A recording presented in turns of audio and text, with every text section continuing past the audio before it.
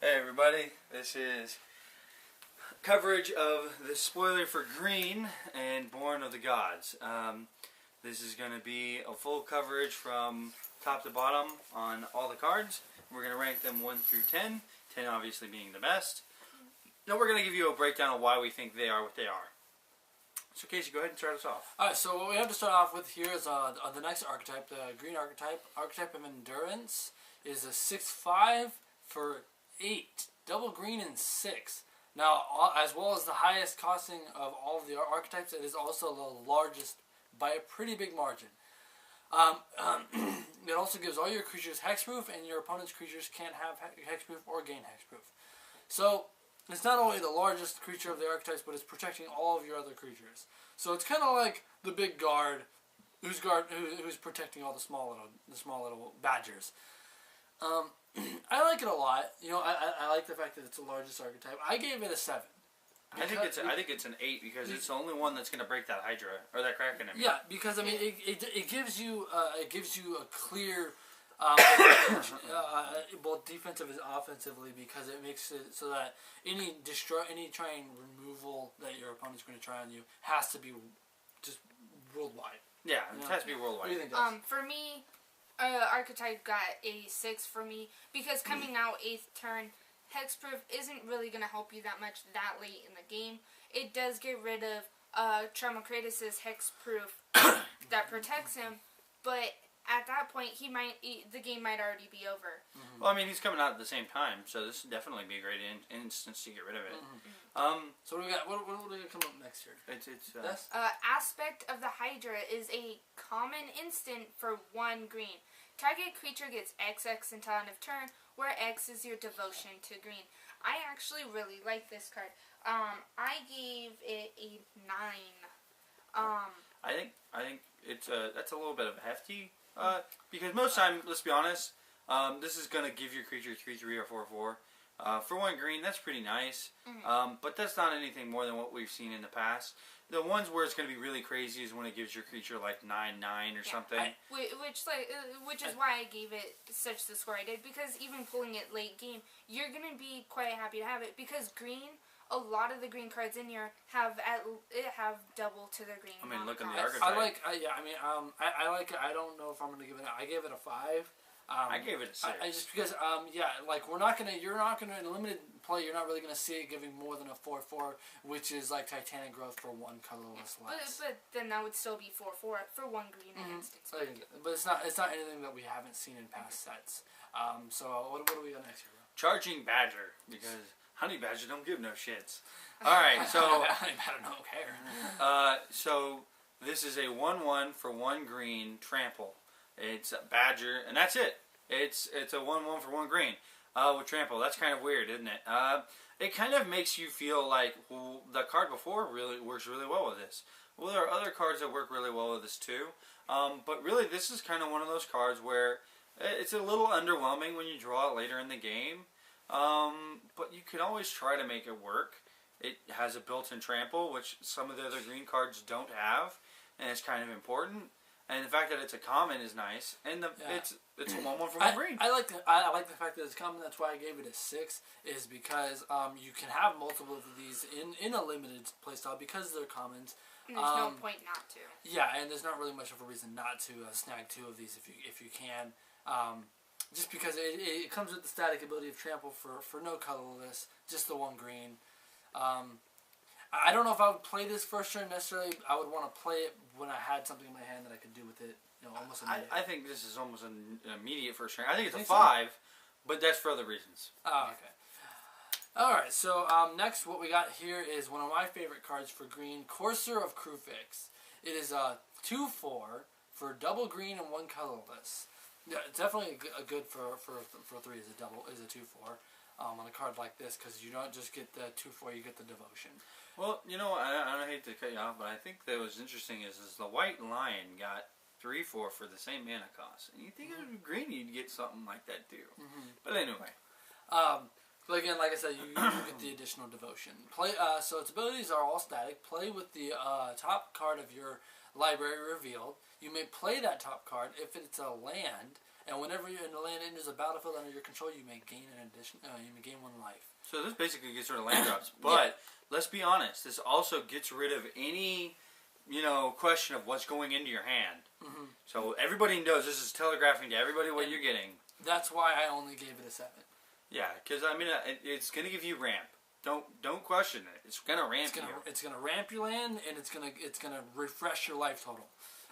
So I like the fact that it's still a decent defender. What do you think? To me, I gave Coercive Crewfix an 8 because all around there is pretty much nothing wrong with her.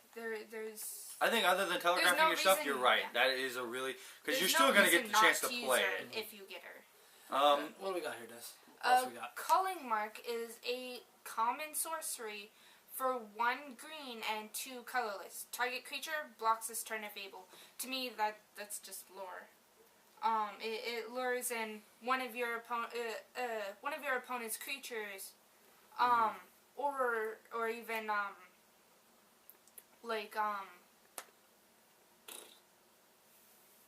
don't know.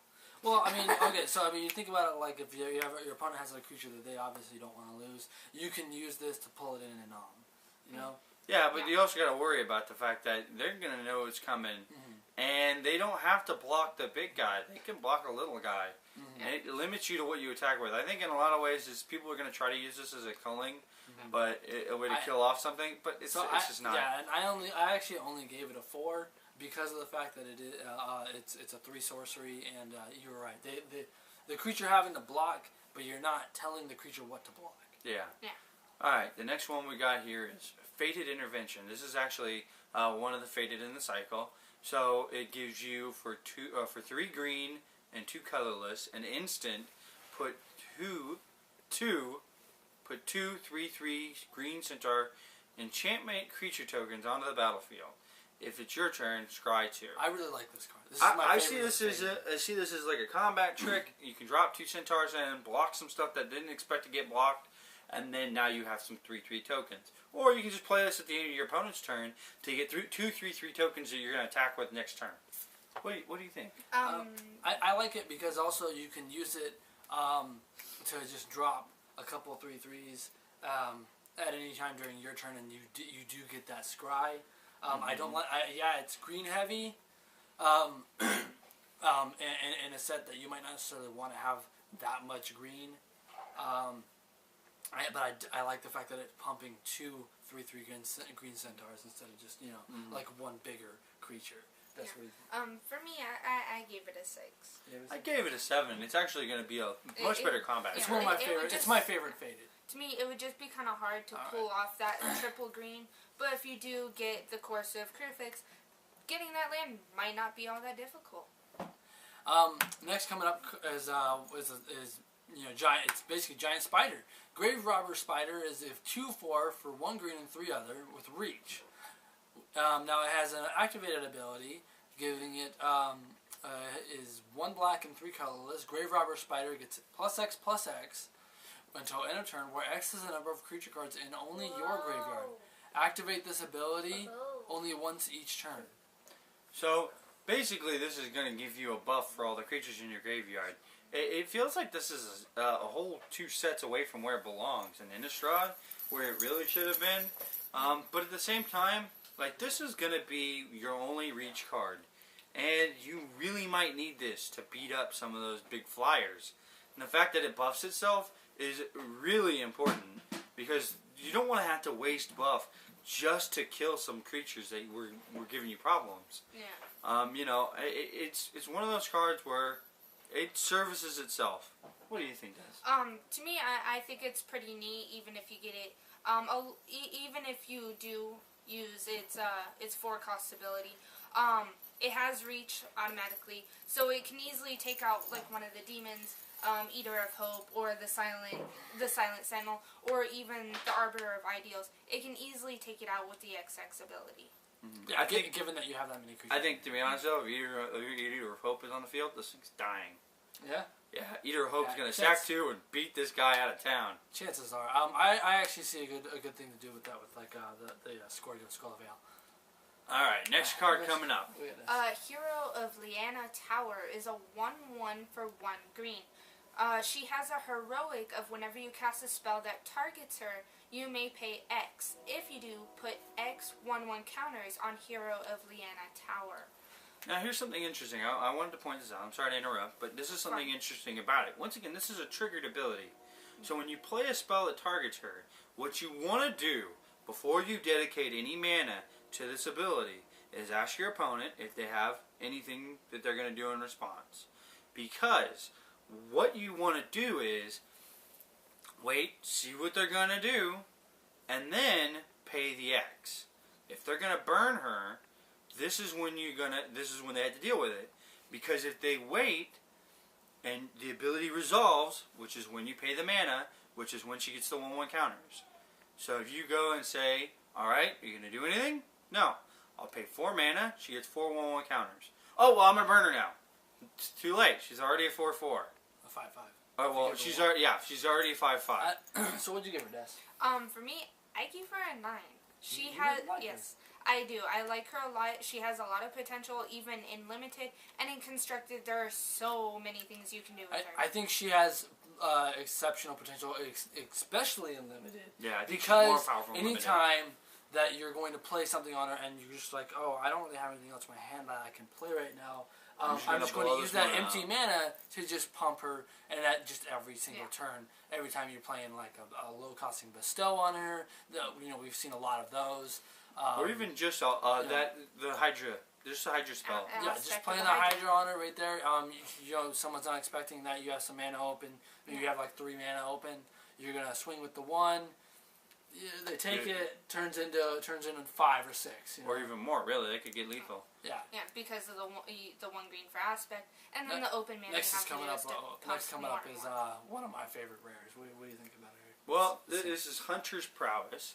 It's 1 green, 4 other. It's a sorcery, which is kind of take back considering it tries to be a combat trick, but it's really only for attacking.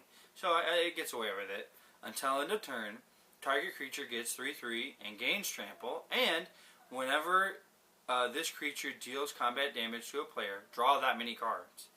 Now you're telegraphing to your opponent exactly what you're doing here.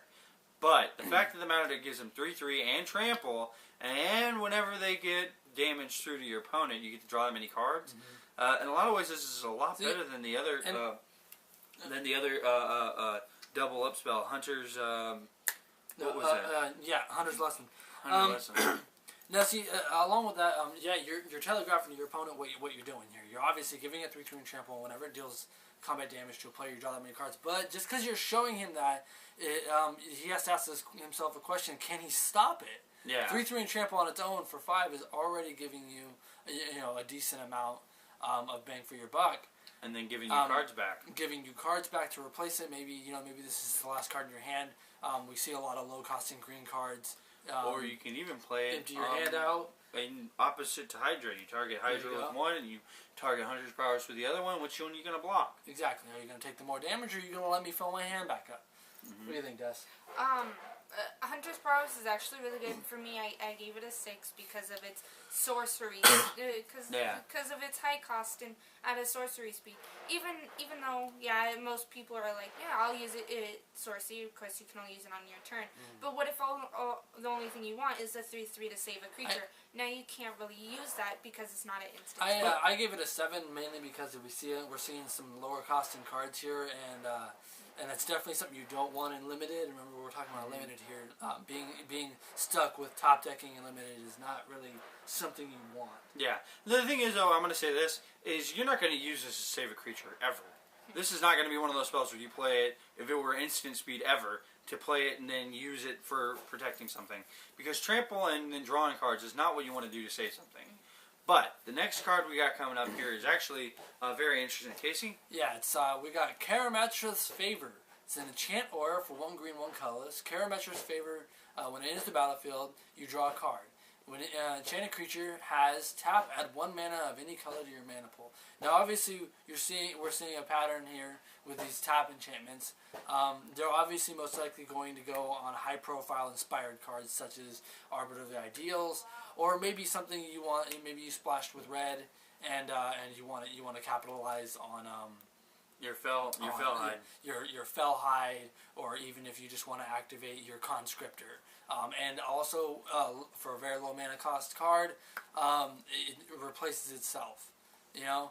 Maybe not Conscriptor. Maybe that's a bad choice. Yeah, I think... Because if it's a tap ability, you're going to want to add it to something that you're going to want to keep tapping for the mana. Something with Inspired, perhaps. For me... This card got an 8. This is by far the best of this style of enchantment. I think it does something that is important in green, which is ramp. Because it's ramping, it's giving you the mana for maybe something that you weren't going to attack with anyway. Yeah, I gave this one a 5. Yeah, it still doesn't do anything on its own. I gave Karametra's Favor a 7. In my opinion, it doesn't do anything all on its own. It does replace itself, which is really nice. But and in my opinion, I would rather have it put on a land. Yeah, exactly. Yeah. What do we got for the next card? Mischief and Mayhem is a uncommon sorcery for 1 green and 4 other. It says up to 2 target creatures get 4/4 till end of turn. Which is important to remember. It says up to. You don't have to have 2. It can be just 1. But it kicks off 2 different heroics. But if you're only going to play this on 1 creature, 4/4 for 5 mana cost at sorcery speed, that's really lackluster. I mean, they have much better buff spells in even the previous set where you're going to get much more at instant speed. Yeah. Now I gave it a 6 because it can kickstart 2 heroics. I gave it a 5 because while it does kickstart 2 heroics, it is a sorcery, and with green, I much more often would rather see a instant speed. You're right. I gave it a 5 as well. The reason I gave it a 5 mainly is because if you think about it, it has the same it has a mirror mana cost with the Acron Conscriptors except for red, except for that one's red. So you play your Acron Conscriptors the 5th turn, 6th turn. You're dropping this, and you're going to take one of your opponent's creatures on top of giving him 4/0, making him a 7/2. 4/4, but yeah. 4/4, and you can actually even target their creature that you're stealing. Yeah. Because there's no reason you can't. It doesn't say it has to be your creatures. So the next one we got here is actually really interesting. Mortal's Resolve. Instant. 1 green, 1 other.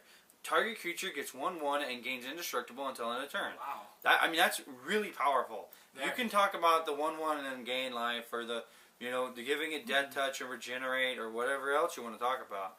Indestructible is very important because not only is it now going to save your creature, but you might just get that extra damage in that you need. Or, this might be something you could even consider playing with Hunter's Prowess to kind of offset that telegraph. So now they're going to block it with whatever they want, and he's going to eat them. And we can sit here and banter about the pros and cons of the pros and cons of the 1/1 for 2, but it does give the indestructibility, which is just such a powerhouse. I think it's 7 to be ability. honest. Easily a 7. I would even go so far. I gave it an 8 actually, because it's an instant speed.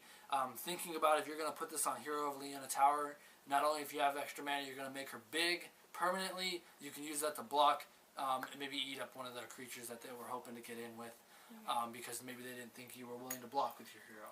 Not just that, but with the field wipe, if they pull that off and you have a creature you don't want to get off, you get rid of a creature you don't want to lose. They just paid 7 to wipe the field. You paid 2 to save whatever creature you want. So next we have the Nessian Demoloch. It's a 3/3 for 2 green and 3 other. Tribute 3. When it enters battlefield, if tribute wasn't paid, destroy target non-creature permanent. That means it can't kill gods that have already become creatures, but it can kill them before they come. Well, actually, it just says destroy, so it can't do that. Indestructible. So basically, you're either getting a 6/6 for 5, or acidic slime without death touch.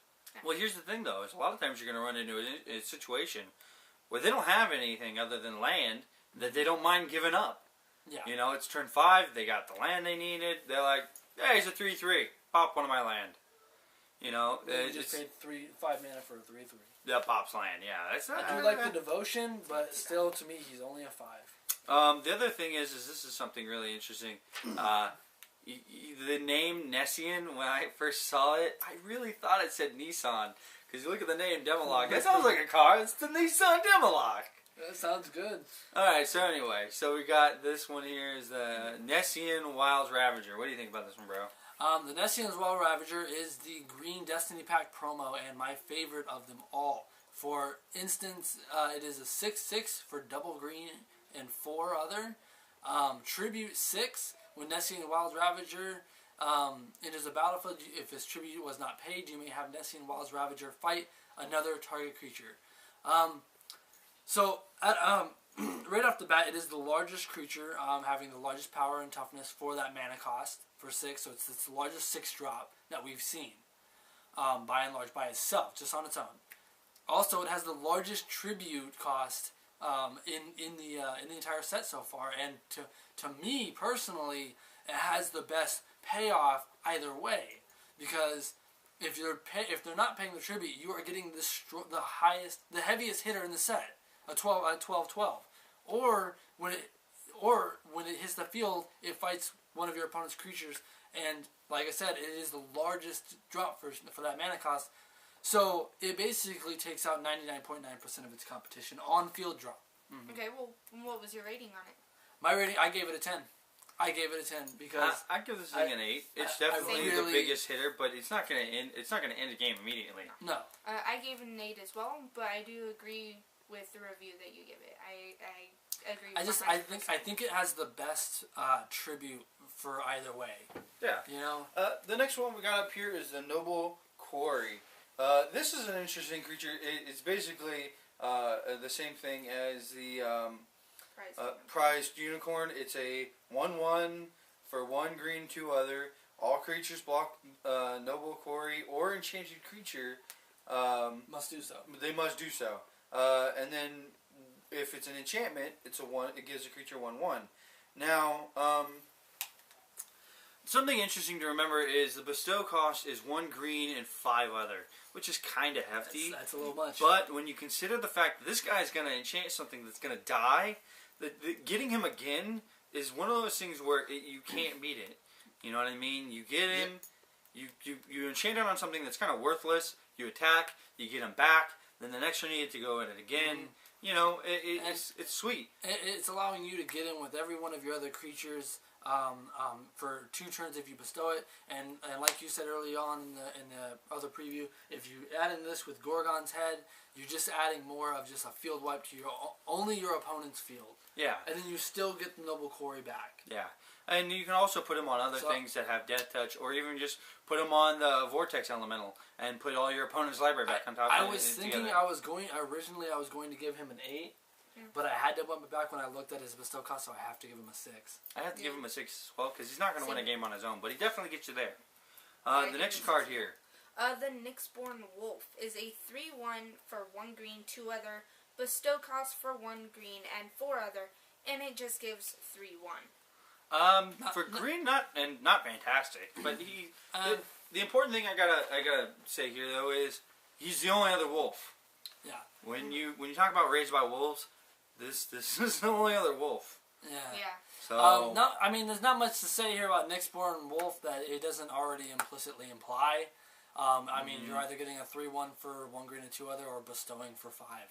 Chances are you're probably going to see the bestow a lot more, just because third turn, it's most likely going to get Searing Blooded off. I give him 4 on both. It's not really worth it. Yeah, unless you really have to run it for the raised by wolf. The next card I like is Peregrination.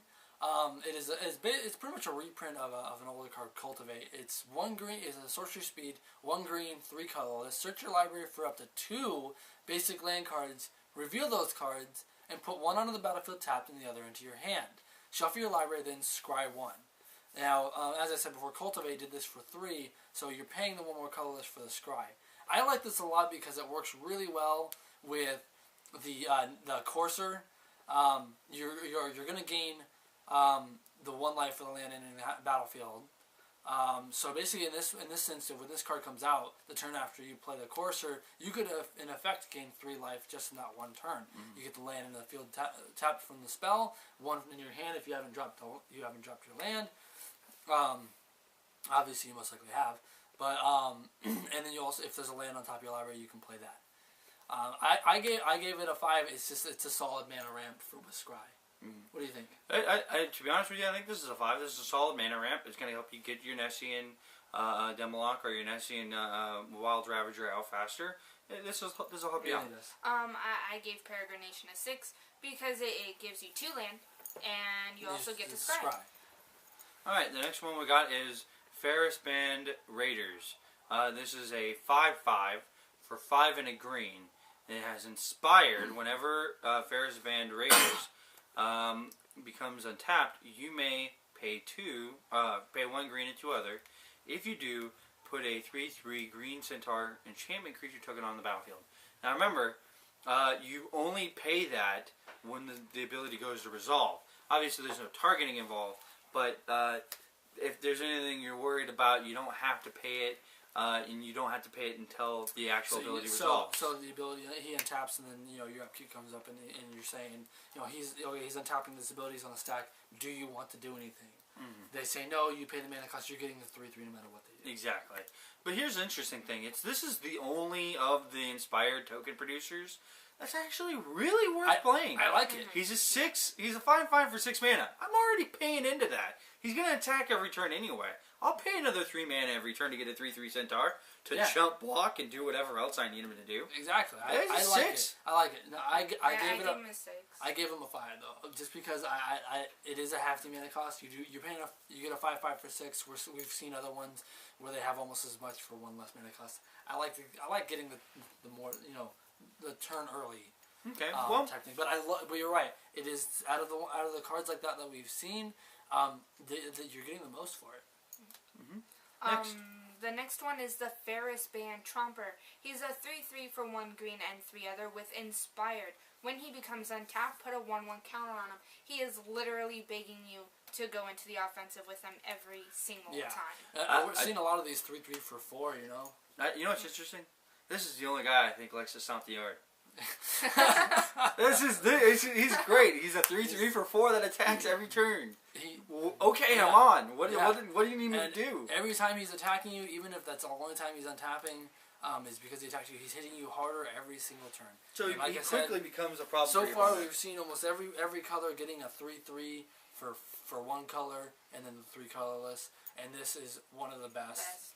I gave him an 8. I gave him a 6, but only because he's an uncommon. I would have given him a 5 if I'm sorry. Yeah, that's what I meant to say.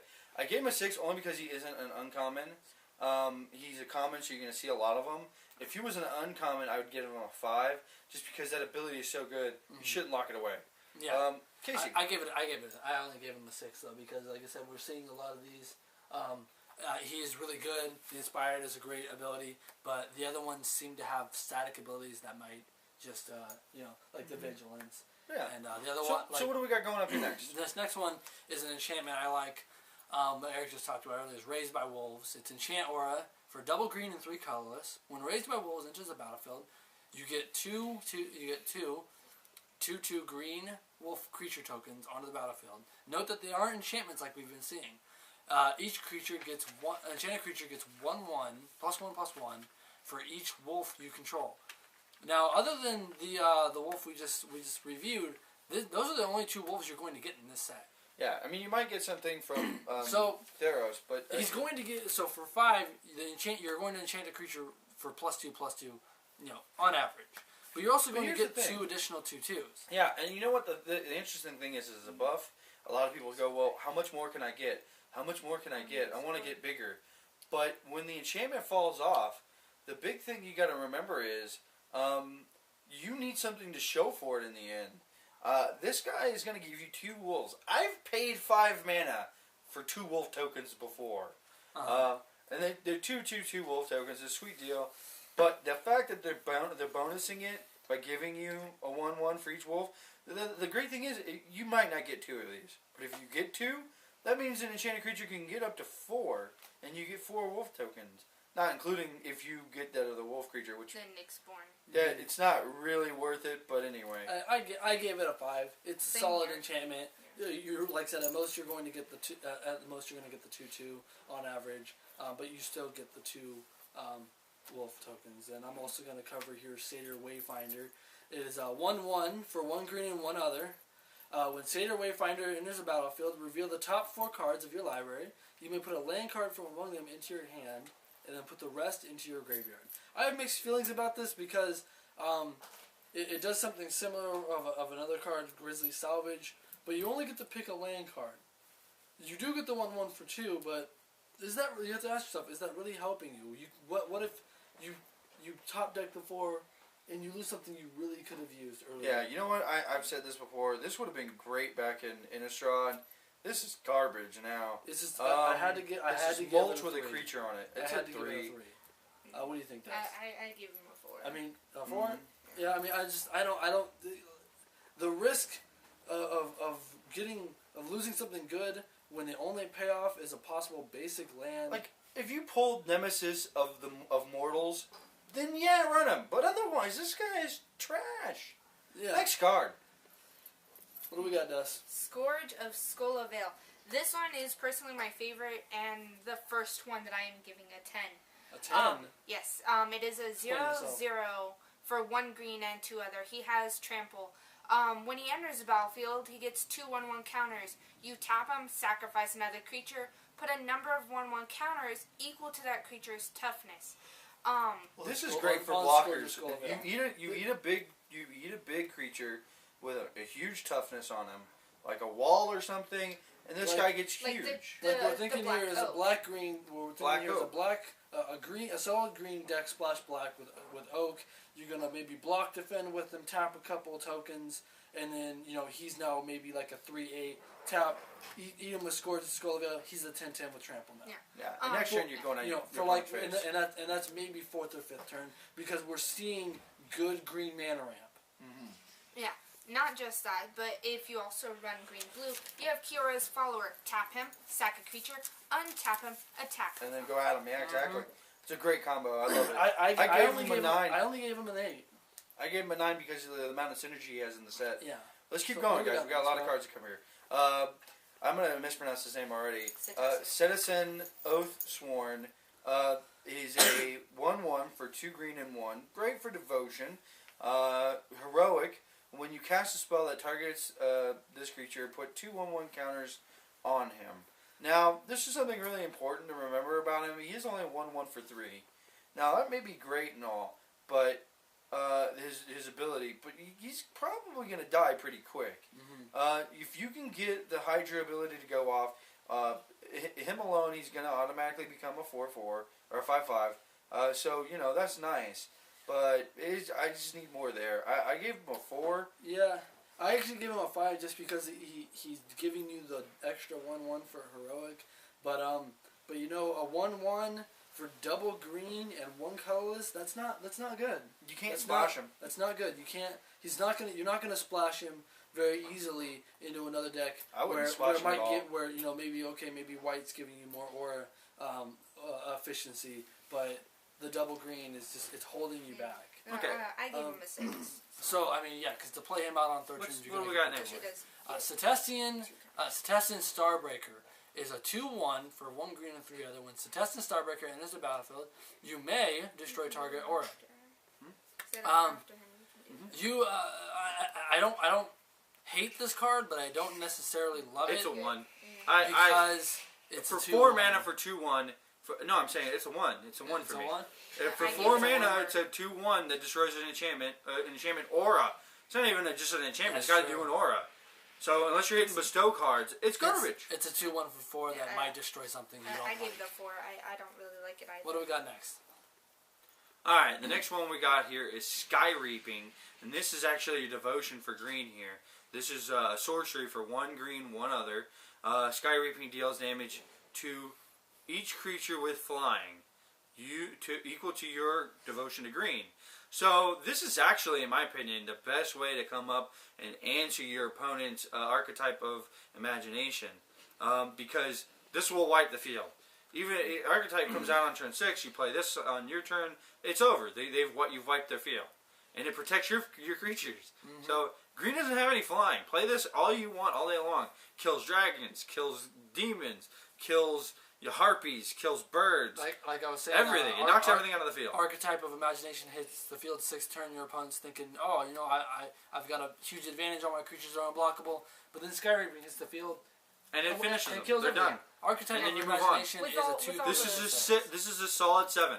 Yeah, Next because card. with all the small creatures and stuff, your devotion is Yeah. going to be pretty high. Next, we have Snake of the Golden Grove, a 4/4 for 1 green and 4 other. Tribute 3. When Snake of the Golden Grove enters the battlefield, if its tribute wasn't paid, you gain 4 life. A 4/4 for 5. That's pretty good. Chances are you're going to see that. 4/4 for 5, you gain 4 life. Yeah, chances are you're going to see that gain life more than getting a Than 7/7 getting a for 7/7. 5. And yeah, if you see the 7/7, Personally, it's most likely going I to get like destroyed. I Well- gave the snake a 7. I think the other thing is you got to remember about this with him. If you get a 7/7, you're dying next turn. You're dying next turn. They have something that they don't want you to gain life for. You're dying Anyway, next turn. card. Yeah, the next card is Swordwise Centaur. I gave her a 7 because she is a 3/2 for 2 green. Great Yeah, devotion. great devotion. Solid power. We all remember the elf, the 2/3 for 2 green. And they This had is a similar, better. They had a similar card.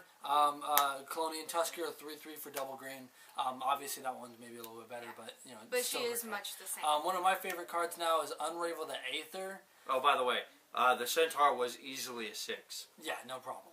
Like I hate Unravel that. the Aether is a 1 green and 1 colorless instant. Choose target artifact or enchantment. Its owner shuffles it into his or her library. That's me. Goodbye, gods. Yeah, simple answer for gods. To Simple me, and easy. It doesn't even exile it, but you don't need to. It shuffles them into the library. It's an instant. It's cheap. It's done. for It's me, a 7. for green, it's a solid play because you're going to see before maybe Naturalized might have been a sideboard in this set. This goes into your This deck. is gonna be. This is gonna. And this is replace the other it thing. By far. This is something that you guys might be forgetting. It says choose target artifact or enchantment. Yeah. If they're gonna go blow something up of yours, save it. Of yours. Put it back in your deck. You could draw it again later. Yeah, exactly. I and gave it an 8. that concludes green, guys. We'll be back with the last bit is multicolored and And artifacts. artifacts. We're going to bundle those together. See you next time.